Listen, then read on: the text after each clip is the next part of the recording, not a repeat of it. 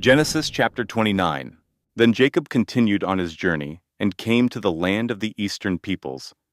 There he saw a well in the open country with 3 flocks of sheep lying near it because the flocks were watered from that well. The stone over the mouth of the well was large. When all the flocks were gathered there, the shepherds would roll the stone away from the well's mouth and water the sheep. Then they would return the stone to its place over the mouth of the well. Jacob asked the shepherds, "My brothers, where are you from?" "We're from Haran," they replied. He said to them, "Do you know Laban, Nahor's grandson?" "Yes, we know him," they answered. Then Jacob asked them, "Is he well?" "Yes, he is," they said. "And here comes his daughter Rachel with the sheep." "Look," he said, "the sun is still high. It is not time for the flocks to be gathered. Water the sheep and take them back to pasture." "We can't," they replied, "until all the flocks are gathered and the stone has been rolled away from the mouth of the well. Then we will water the sheep." While he was still talking with them, Rachel came with her father's sheep, for she was a shepherd. When Jacob saw Rachel, daughter of his uncle Laban, and Laban's sheep, he went over and rolled the stone away from the mouth of the well and watered his uncle's sheep. Then Jacob kissed Rachel and began to weep aloud. He had told Rachel that he was a relative of her father and a son of Rebekah. So she ran and told her father.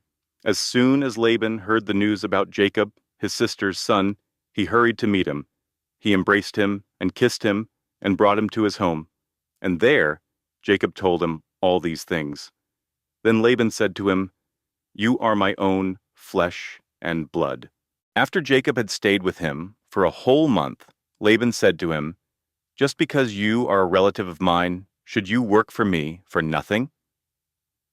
Tell me what your wages should be." Now Laban had 2 daughters. The name of the older was Leah, and the name of the younger was Rachel. Leah had weak eyes, but Rachel had a lovely figure and was beautiful. Jacob was in love with Rachel and said, "I'll work for you 7 years in return for your younger daughter Rachel." Laban said, "It's better that I give her to you than to some other man. Stay here with me."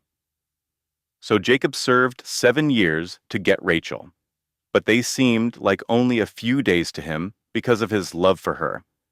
Then Jacob said to Laban, "Give me my wife. My time is completed, and I want to make love to her."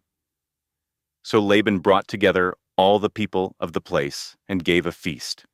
But when evening came, he took his daughter Leah and brought her to Jacob, and Jacob made love to her.